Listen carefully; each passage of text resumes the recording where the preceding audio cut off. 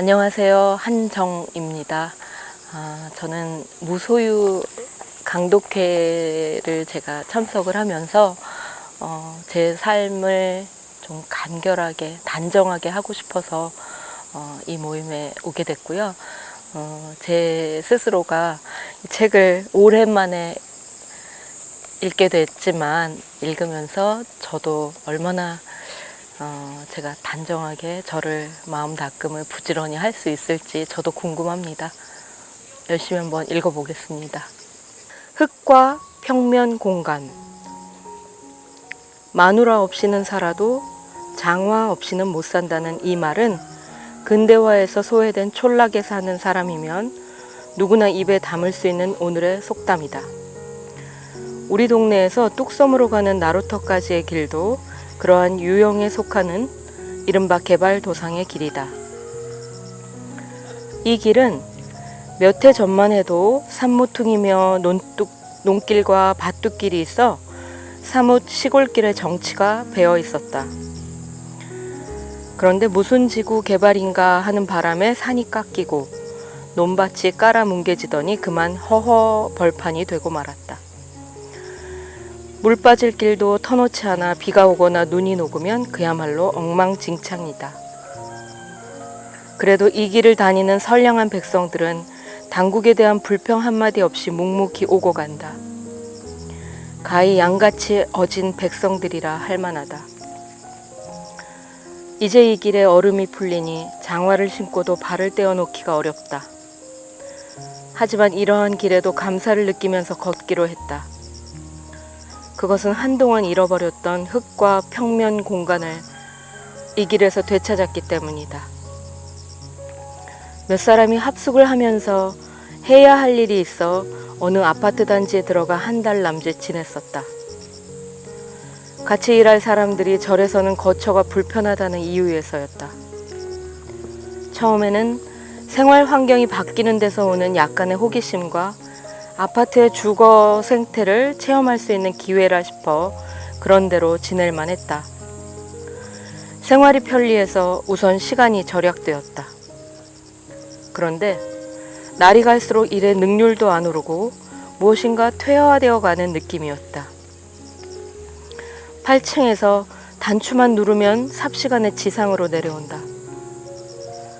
슬리퍼를 신은 채 20걸음쯤 걸어 슈퍼마켓에서 필요한 것을 사온다.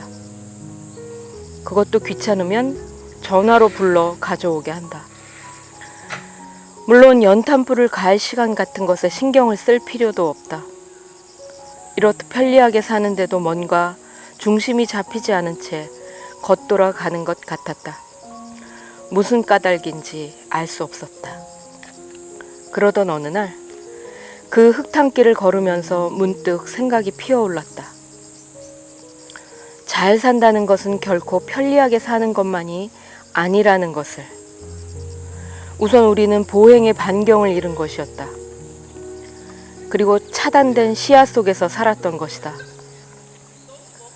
걷는다는 것은 단순히 몸의 동작만이 아니라 거기에는 활발한 사고작용도 따른다. 툭 트인 시야는 무한을 느끼게 한다. 그곳에는 수직 공간은 있어도 평면 공간이 없었다. 그래서 이웃과도 온전히 단절되어 있었다. 오르내리는 엘리베이터 속의 얼굴들도 서로가 맨숭맨숭한 타인들. 그리고 무엇보다 아쉬운 것은 흙이다. 그렇다. 인간의 영원한 향수 같은 그 흙이 없었기 때문에 우리는 늘 추상적으로 살았던 것이다. 마치 온실 속의 식물처럼. 흙과 평면 공간. 이것을 등지고 인간이 어떻게 잘 살 수 있을 것인가. 그런데 현대 문명의 권속들은 그저 편리한 쪽으로만 치닫고 있다. 그 결과 평면과 흙을 잃어간다. 불편을 극복해가면서 사는 데에 건강이 있고 생에 묘미가 있다는 상식에서조차 멀어져 가고 있다. 불편하게는 살 수 있어도 흙과 평면 공간 없이는 정말 못 살겠더라. 영혼의 모음. 어린 왕자에게 보내는 편지. 어린 왕자, 지금 밖에서는 가랑잎 구르는 소리가 들린다. 창호에 번지는 하오의 햇살이 지극히 선하다. 이런 시각에 나는 티없이 맑은 내 목소리를 듣는다. 구슬 같은 눈매를 본다. 하루에도 몇 번씩 해지는 광경을 바라보고 있을 그 눈매를 그린다. 이런 메아리가 울려온다. 나하고 친하자. 나는 외롭다. 나는 외롭다. 나는 외롭다. 나는 외롭다. 어린 왕자, 이제 너는 내게서 무연한 남이 아니다. 한 지붕 아래 사는 낯익은 식구다. 지금까지 너를 20번도 더 읽은 나는 이제 새삼스레 글자를 읽을 필요도 없어졌다. 책장을 훌훌 넘기기만 해도 내 세계를 넘어다 볼 수 있기 때문이다. 행간에 쓰여진 사연까지도, 여백에 스며있는 목소리까지도 죄다 읽고 들을 수 있게 되었다. 몇 해 전, 그러니까 1965년 5월, 너와 마주친 것은 하나의 해후였다.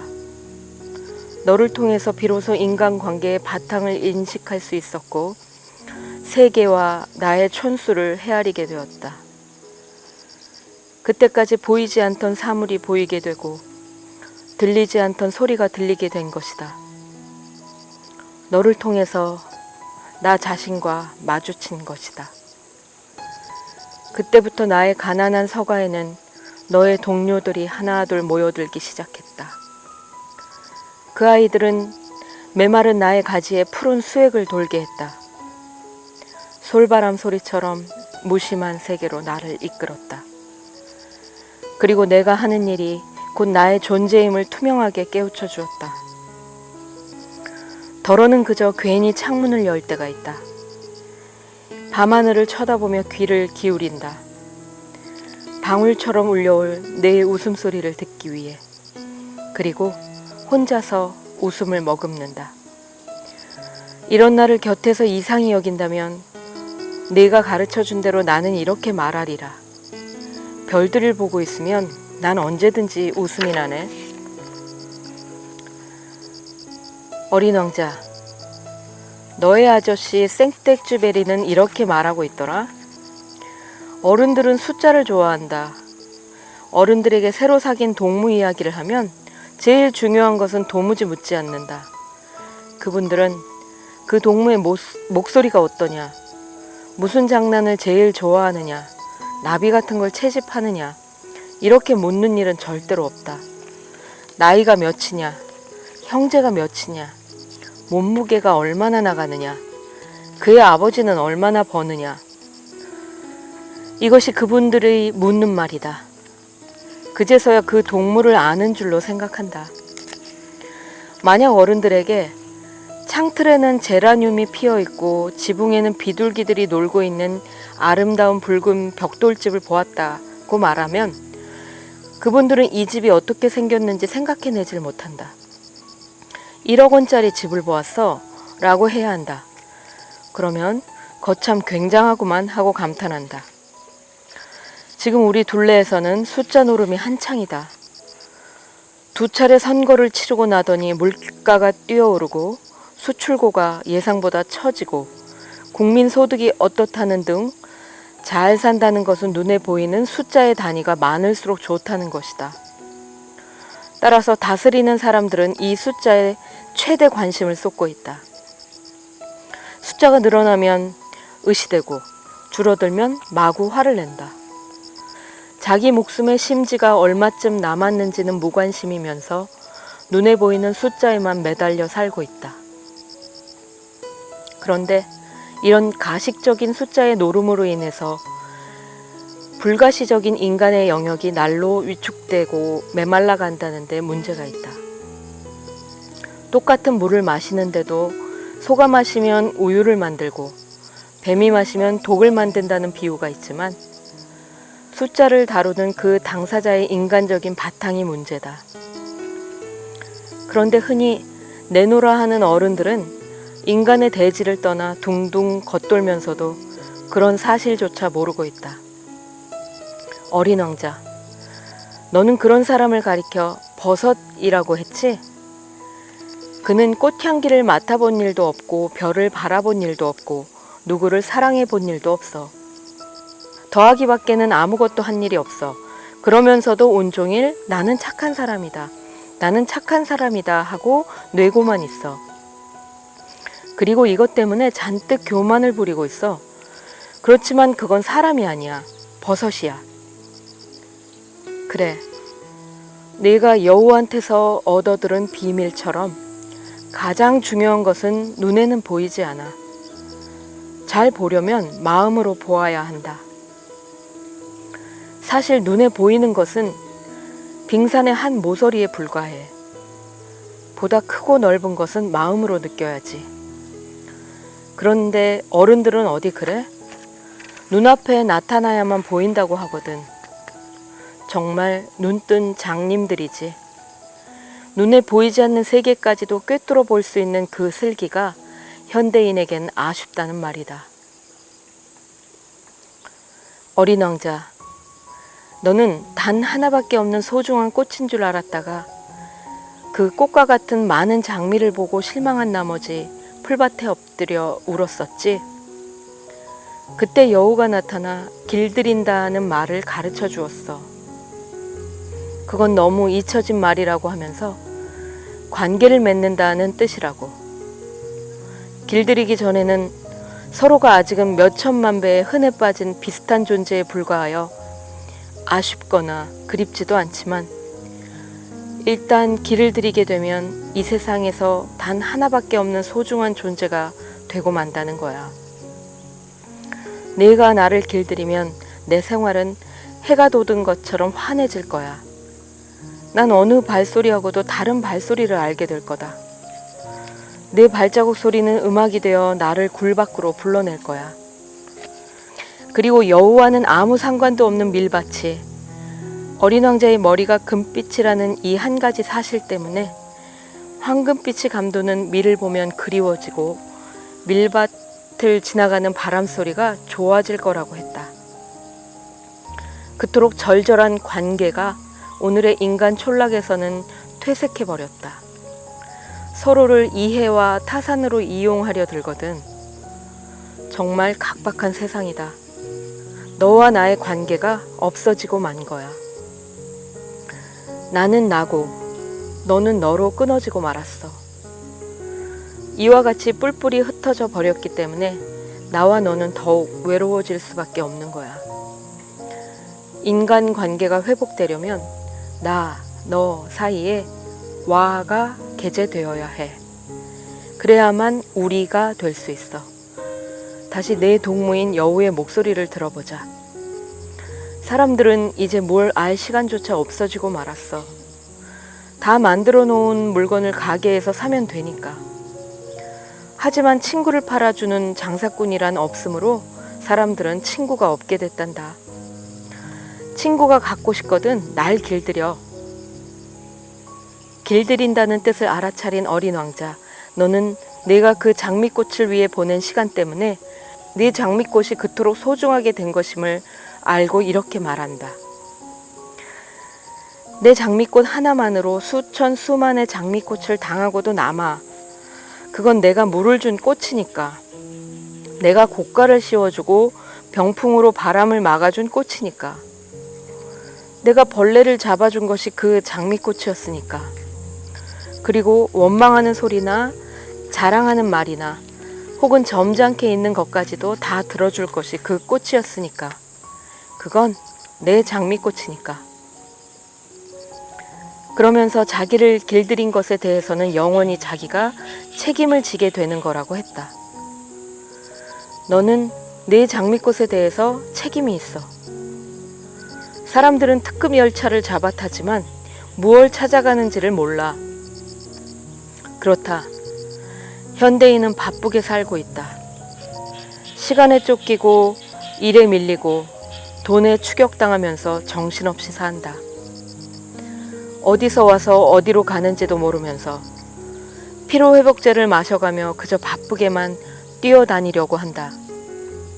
전혀 길들일 줄을 모른다. 그래서 한 정원에 몇천 그루의 꽃을 가꾸면서도 자기네들이 찾는 걸 거기서 얻어내지 못하고 있는 거다. 그것은 단 한 송이의 꽃이나 한 모금의 물에서도 얻어질 수 있는 것인데. 너는 또 이렇게 말했지. 그저 아이들만이 자기네들이 찾는 게 무엇인지를 알고 있어. 아이들은 헝겊으로 만든 인형 하나 때문에도 시간을 허비하고, 그래서 그 인형이 아주 중요한 것이 돼. 그러니까 누가 그걸 뺏으면 우는 거야. 어린 왕자, 너는 죽음을 아무렇지 않게 생각하더구나. 이 육신을 묵은 허물로 비유하면서 죽음을 조금도 두려워하지 않더구나. 생야 일편 부운기, 사야 일편 부운멸. 삶은 한 조각 구름이 일어나는 것이요, 죽음은 한 조각 구름이 쓰러지는 것이라고 여기고 있더라. 그렇다. 이 우주의 근원을 넘나드는 사람에겐 죽음 같은 건 아무것도 아니야. 죽음도 삶의 한 과정이니까. 어린 왕자, 너의 실체는 그 묵은 허물 같은 것이 아닐 거야. 그건 낡은 옷이니까. 옷이 낡으면 새 옷으로 갈아입듯이 우리들의 육신도 그럴 거다. 그리고 내가 살던 별나라로 돌아가려면 사실 그 몸뚱이를 가지고 가기에는 거추장스러울 거다.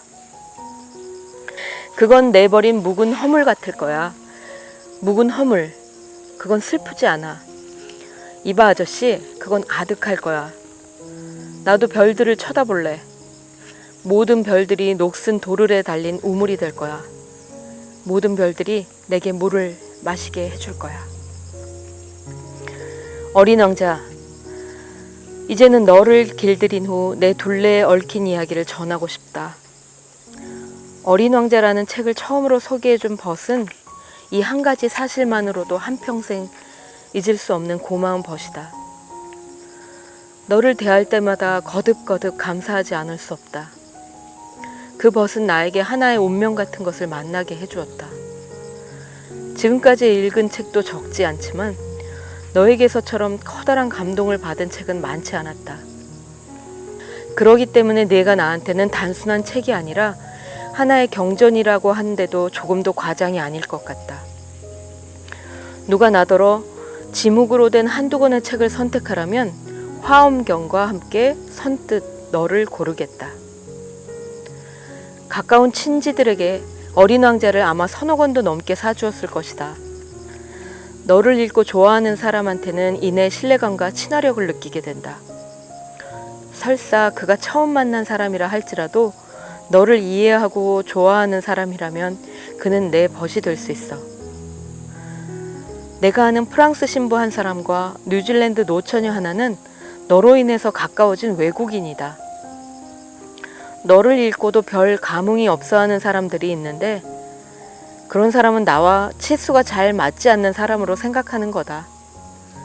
어떤 사람이 나와 친해질 수 있느냐 없느냐는 너를 읽고 난 그 반응으로 능히 짐작할 수 있다는 말이다. 그러니까 너는 사람의 폭을 재는 한계의 자다. 적어도 내게 있어서는. 그리고 내 목소리를 들을 때 나는 누워서 들어. 그래야 내 목소리를 보다 생생하게 들을 수 있기 때문이야.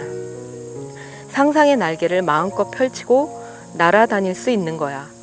내 목소리는 들을수록 새롭기만 해. 그건 영혼의 모음이야. 아, 이토록 내가 나를 흔들고 있는 까닭은 어디에 있는 것일까? 그건 내 영혼이 너무도 아름답고 착하고 조금은 슬프기 때문일 것이다. 사막이 아름다운 건 어디엔가 샘물이 고여 있어서 그렇듯이 내 소중한 장미와 곱비가 없는 양에게 안부를 전해다오. 너는 항시 나와 함께 있다.